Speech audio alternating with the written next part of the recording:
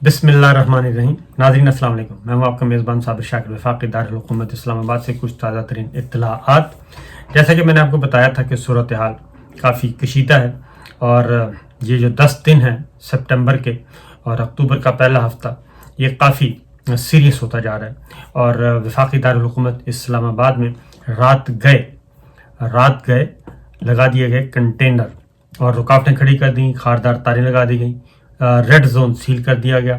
इस्लामाबाद के दाखिली रास्तों पर भी पहरा बिठा दिया गया और वहाँ पे पुलिस की नफरी बढ़ा दी गई और कुछ मज़ीद फोर्स मांगी जा रही है, तैयारियां की जा रही हैं।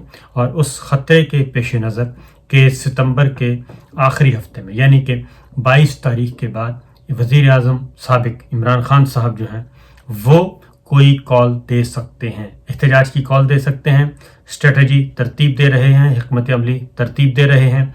और कल जो एक बड़ा तवील बैठक हुई पाकिस्तान तहरीक इंसाफ की, उसमें तमाम ऑप्शंस पर गौर किया गया और मल्टी डायमेंशनल कसीरुल जहती हमले की सियासी हमलों की बात कर रहा हूँ कि हुकूमत पर हमला आवर हुआ जाए और आइनी तरीके से, कानूनी तरीके से, पुरअमन तरीके से, जमहूरी तरीके से, और इस हद तक हमलावर हुआ जाए कि हुकूमत जो है वो मफलूज होकर रह जाए और अमूर ममलकत उसके लिए चलाना मुश्किल हो जाए। 3-4 अहम फैसले किए गए और उसके बारे में आपको बताता हूँ, क्योंकि राना सनाउल्लाह साहब वज़ीर दाखिला वो बहुत ज़्यादा दे रहे थे, डरा रहे थे, धमका रहे थे, लेकिन अब शायद हुकूमत के पास कुछ इत्तलात आ गई हैं। पहले तो वो सीरियस नहीं ले रहे थे कि इमरान खान साहब शायद कॉल ना दें और उनको दबा लिया जाएगा, धमका लिया जाएगा जैसे 25 मई को, लेकिन अब उनके पास इत्तलात हैं कि नहीं जनाब, पाकिस्तान तहरीक इंसाफ जो है वो भरपूर तैयारी के साथ और नई हिकमत अमली के साथ, बिल्कुल नई हिकमत अमली के साथ वो इस्लामाबाद की तरफ आएगी, लॉन्ग मार्च करेगी और धरना देगी। और इसमें खैबर पख्तूनख्वा से भी आएंगे, पंजाब से भी आएंगे, आज़ाद कश्मीर से भी आएंगे, गिलगित बल्तिस्तान से भी आएंगे और इस्लामाबाद और रावलपिंडी के लोग भी बाहर निकलेंगे। और अगर ऐसा हो जाता है, जो कि अल्टीमेटम दिया गया था, क्योंकि इमरान खान साहब से कुछ वादे किए गए थे, उनको यकीन दहानी करवाई गई थी कि आप पुरअमन रहें, पीसफुल रहें, अपनी लब व लहजे में ज़रा मफाहमाना तर्ज़ अमल इख्तियार करें। और ये प्रेसिडेंसी को भी यकीन दहानी करवाई गई थी, ईवान सदर को भी, कि सूरत हाल को हम संभाल रहे हैं। लेकिन लगा ऐसे कि इस वक्त जो यकीन दहानियाँ, जो वादे करवाने वाले ताकतवर लोग हैं, वो भी बेताकत हो चुके हैं, बेसरसामा हो चुके हैं। किसके सामने? आसिफ अली जरदारी साहब के सामने और ख़ास तौर पे मियां नवाज शरीफ साहब के सामने और मरियम बीबी के सामने। वो बिल्कुल ऐसा लग रहा है कि बे यारो मददगार हैं और मरियम बीबी और नवाज शरीफ साहब उनकी बात भी सुनने के लिए तैयार नहीं, बल्कि वो कह रहे हैं कि जो हमारे साथ पहले कमिटमेंट की गई थी वो पूरी की जाएं। मरियम बीबी को लंदन पहुंचना है, उन्हें पहुंचाया जाए बाय हुक और क्रूक। और फिर एक और बात भी की जा रही थी, उसमें बिल्कुल मुझे यकीन नहीं है, और वो ये है कि जनाब सज़ाएं भी ख़त्म करवाएं। तो और सज़ाएं ख़त्म हो नहीं सकती और जुडिशरी इस वक्त अदालत में मुकदमा है, लेकिन एक तरीका ज़रूर है कि सज़ाएं ख़त्म हो सकती हैं, क्योंकि इस वक्त मरियम बीबी के ख़िलाफ़ और कैप्टन सफदर साहब के ख़िलाफ़ जो अपीलें चल रही हैं इस्लामाबाद हाई कोर्ट में, उसमें नैब के प्रोसिक्यूटर और वफाक के वकील जो मौजूद हैं, हुकूमत के वकील हैं, उनको नामज़द किया है। उनको मुकर्रर करने की अथॉरिटी किसके पास है? जनाब वज़ीर आज़म के पास, क्योंकि सदर ममलिकत से इख्तियार वापस ले लिया गया है और वज़ीर आज़म है शहबाज शरीफ साहब, लिहाजा वो प्रोसिक्यूटर्स और ये लॉ मिनिस्ट्री भी इनको देखते हैं, क्योंकि लॉ मिनिस्टर जो हैं वो आगे रिकमेंड करते हैं कि जनाब ये वकील अच्छे हैं, ये अकोमोडेटिव हैं, इनको आप ज़रा हौसला अफजाई करें। तो वो तरीका ज़रूर हो सकता है कि जनाब इनडायरेक्टली, स्विफ्टली ये काम किया जाए। और उस तरफ चीज़ें बढ़ रही हैं और इसीलिए इमरान खान साहब जो हैं वो जारहाना अंदाज में चकवाल में उन्होंने आखिरी ख़तरे की घंटी बजा दी और उन्होंने बता दिया mister x, mister Y, mister फलां, ये सब कुछ, और फिर नामालूम अफराद की कॉल्स।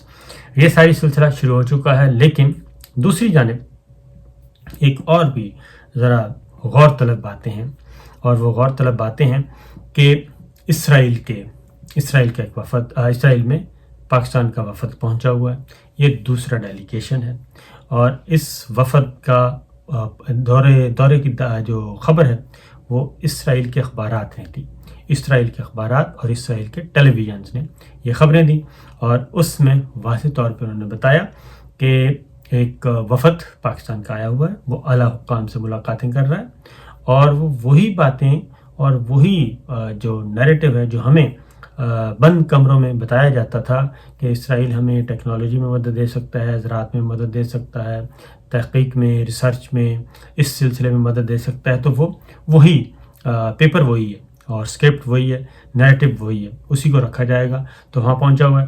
اس میں سابق چیئرمین پی سی بی نسیم اشرف صاحب بھی نسیم اشرف شامل ہیں جی.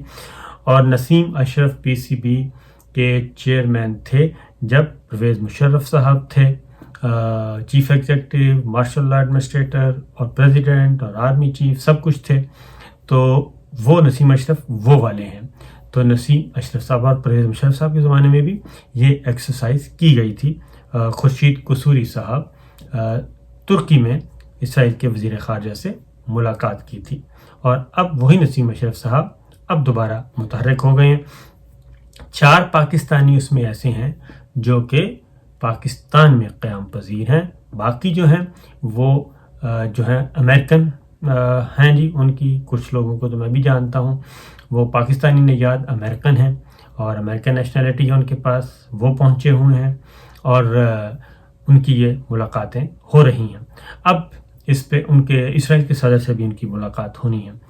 اب یہ اس پہ سارے خاموش ہیں، اور مولانا فضل الرحمان صاحب بھی خاموش ہیں، باقی سب بھی خاموش ہیں، اور جو کسی زمانے میں احتجاج کیا کرتے تھے وہ بھی خاموش ہیں. عمران خان صاحب پہ الزام عائد کیا جاتا تھا کہ عمران خان صاحب ایجنٹ ہیں، یہ ہیں وہ ہیں، لیکن یہ 2 وفود گئے ہیں، اور دونوں وفود جو ہیں وہ عمران خان صاحب کی وزارت عظمیٰ کے دوران نہیں گئے. تو بہرحال ایک چیز اور دوسری ایک اور بھی معاملہ آپ سے شیئر کر لوں کہ ایک طرف یہ آگ لگی ہوئی ہے ملک میں، اور سیاست کا بازار گرم ہے، اور سیلاب زدگان سب جو ہے وہ مدد مانگ رہے ہیں. اور شہباز شریف صاحب ہمارے وزیر اعظم وہ پہنچے ہوئے نیو یارک، اور وہ فوڈ سیکورٹی سے متعلق جو کانفرنس تھی اس میں مبینہ طور پہ جو خبر آئی ہے وہ اس میں شریک نہیں ہوئے، جبکہ شریک ہونے کی اشد ضرورت تھی. اس کے ساتھ ساتھ ایک اور خبر بھی آپ کو دے دیں ساتھ، وہ یہ ہے کہ کابینہ میں مسلسل اضافہ ہو رہا ہے. ایک طرف کفایت شعری کی بات، ضرورت کفایت شعری کی ہے، سائز کم کرنا ہے، اور کابینہ سمارٹ گورننس لے کے آنی ہے، اور ڈاؤن سائزنگ کرنی ہے. نہیں، اس میں کابینہ کے ارکان کی تعداد میں مسلسل اضافہ ہو رہا ہے، اور مزید 2 معاونین جو ہیں ان کا کر دیا گیا ہے نوٹیفیکیشن. اس طریقے سے کابینہ کی تعداد سینچری کی طرف بڑھ رہی ہے، اور آہستہ آہستہ بڑھ رہی ہے جی، سینچری کی طرف تیزی سے بڑھ رہی. بلکہ یہ پچھلے ایک ہفتے کے اندر تقریباً 16 یا 18 معاونین جو ہیں وہ مزید آ چکے ہیں. معاونین پارلیمانی سیکرٹری شاید 20 کی تعداد کے لگ بھگ ابھی 2 ہفتوں کے اندر آئے ہیں. اس کی ریزن بڑی واضح ہے، وہ یہ ہے کہ چونکہ اس وقت حکمراں اتحاد جو ہے وہ انڈر پریشر ہے، اور لوگ جو ہیں وہ ان کے ساتھ، آپ کو پتہ ہے کہ بڑے بڑے وعدے کر کے ان کو لایا گیا تھا، ایک ووٹ اکٹھا کیا گیا تھا. اب وہ سب کے سب مانگ رہے ہیں وزارتیں اور پروٹوکولز، یہ سب کچھ مانگا جا رہا ہے. اور پھر ایک اور بات بھی سن لیں جاتے جاتے کہ موٹر وے پہ پہلے تو فائر پاکستان کو یہ چھوٹ حاصل تھی کہ ان کو ٹول ٹیکس نہیں دینا پڑتا تھا موٹر وے پہ اور ہائی ویز پہ. تو اب جو ہے اس میں ایک اور کیٹیگری شامل کر لی گئی ہے، اور وہ ہے پارلیمنٹیرینز کی کیٹیگری شامل کر لی. ان کو بھی ٹول ٹیکس، موٹر وے ٹیکس، ہائی وے ٹیکس سے جو ہے وہ مستثنا قرار دے دیا گیا ہے. یہ ہے جناب اصل جو چیز ہے کہ ایرسٹوکریسی، اشرافیہ کی حکومت، اشرافیہ کے لیے کیا کیا امرات ہیں. لوگ ٹیکس دیتے ہیں، اور یہ زیادہ ٹیکس نہیں ہوتا، یہ عام آدمی کے لیے تو بہت زیادہ ہے، لیکن ایسے مالدار لوگوں کے لیے تو بالکل نہیں ہے، لیکن وہ بھی استثناء دے دیا گیا ہے۔ اب عام آدمیوں پہ بوجھ بڑھے گا۔ ایک طرف کہا جا رہا ہے IMF کے کہنے پہ پیٹرولیم کی قیمتیں بڑھائی جا رہی ہیں، پیٹرولیم مصنوعات کی، بجلی کی قیمتیں بڑھائی جا رہی ہیں، گیس کی قیمتیں بڑھائی جا رہی ہیں۔ وہ اس لیے بڑھائی جا رہی ہیں کہ جناب آپ اپنا ریونیو جو ہے اس کا ٹارگٹ زیادہ رکھیں، ہدف زیادہ رکھیں، ٹیکس کلیکشن کا زیادہ رکھیں۔ دوسری جانب پارلیمنٹیرینز کو چھوٹ دی جا رہی ہے، حالانکہ یہ پوری دنیا میں ایسا ہوتا نہیں ہے۔ اور اکانومی ڈالر بدستور مہنگا ہے، ڈالر کم نہیں ہو رہا، ڈالر بدستور اوپر جا رہا ہے۔ لیکن ان ساری چیزوں کے بجائے حکومت پاکستان، حکمراں اتحاد کی جو سب سے بڑی اس وقت پریورٹی ہے وہ یہی ہے کہ اقوام متحدہ کا وزٹ کیا، فوڈ سیکورٹی کانفرنس میں شریک نہیں ہوئے، ایک تقریر صرف کرنی ہے۔ اس ایک تقریر کے لیے کتنا زیادہ لاکھوں ڈالر کا اور کروڑوں روپے کا بوجھ مالی خزانے پہ اس وزٹ پہ ہونا ہے، اور وہ میرے اور آپ کی جیبوں سے پیسہ نکلنا ہے۔ اور یہ ہے وہ تضادات جو کہ نظر آ رہے ہیں۔ لیکن حکومت کی ترجیحات یہ ہیں کہ ہر صورت میں ریڈ زون جو ہے وہ سیل رکھنا ہے، اور عمران خان صاحب کو روکنا ہے، اور اس کی طرف زیادہ توجہ ہے، ان کو کنٹرول کیسے کرنا ہے، ان کو سیاست آؤٹ کیسے کرنا ہے، ٹیکنیکل ناک آؤٹ کیسے کرنا ہے۔ یہ ہیں وہ سارے معاملات۔ چونکہ 22 تاریخ کو اسلام آباد ہائی کورٹ میں پیشی ہے توہین عدالت کے معاملے میں عمران خان صاحب کی، اور جیسے ہی وہ 22 تاریخ کے بعد وہ دوبارہ اکٹھے ہوں گے اور یہ فیصلہ کریں گے کہ کال کب دینی ہے۔ پھر ایک اور PTI کے اجلاس میں فیصلہ کیا گیا کہ یہ جو آرمی چیف کی اپائنٹمنٹ ہے اس میں باقاعدہ طور پہ اب یہ سپریم کورٹ میں چیلنج کرنے کا ارادہ ہے پاکستان تحریک انصاف کا۔ اور اس کی ریزن یہ ہے کہ اب یہ چیزیں ریکارڈ پہ آ چکی ہیں کہ آرمی چیف کی تقرری کے لیے وزیر اعظم شہباز شریف صاحب جو ہیں وہ نواز شریف صاحب سے مشاورت کر رہے ہیں۔ ان کی اجازت سے ہی ان کی نامینیشن جو ہوگی ان کے پاس سمری آئے گی، ان آفیشلی انفارمل، وہی اپروو کریں گے اگلا آرمی چیف کون ہوگا اور کون نہیں ہوگا۔ یہ ساری چیزیں ریکارڈ پہ آ چکی ہیں، اور اس کے بعد پھر یہ مشورہ کیا جائے گا صدر زرداری صاحب سے، سابق صدر سے، اور اتحادی جماعتوں سے مشورہ کیا جائے گا، اور پھر یہ پروسیس آئے گا۔ اس کو سیکرٹ ایکٹ کے خلاف قرار دیا گیا ہے PTI کے اجلاس میں، وہاں پہ آئینی ماہرین نے۔ تو معاملہ مجھے لگ رہا ہے کہ یہ جائے گا سپریم کورٹ آف پاکستان میں، اور یہ بہت بڑا مقدمہ بن سکتا ہے۔ آرمی چیف کی اپوائنٹمنٹ کا ایشو جو ہے وہ بہت بڑا مقدمہ بن سکتا ہے۔ تو یہ ہیں معاملات، کافی گرما گرم ہفتہ جو ہے وہ شروع ہونے والا ہے۔ اجازت دیجیے، اللہ حافظ۔